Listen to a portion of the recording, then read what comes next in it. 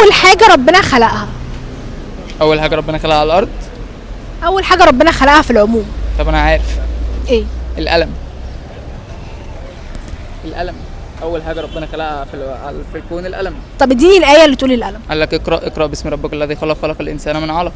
ماشي، انت عارف بقى الايه دي نزلت امتى؟ نزلت سيدنا جبريل نزلها على سيدنا محمد. يعني سيدنا جبريل كان موجود، سيدنا محمد كان موجود. يعني اول حاجه اتخلقت. اول حاجه اتخلقت سيدنا ادم وسيدنا حواء. بقول اول حاجه. القلم اول حاجه. انا عارف.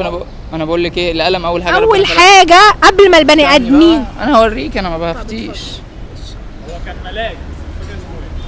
فقد اختار ابن جرير وابن الجوزي رحمه الله تعالى ان القلم هو النت ده بفلوس حرام؟ لو النت ده بفلوس حرام مش هيطلع الاجابه دي. والله العظيم اهو ان القلم اول المخلوقات. ده كاتب في السيرش اول حاجه اتخلقت في الكون. ايه الكون دي؟ وهو القلم الذي كتب به مقادير الخلق. ثانيه واحده انا هقول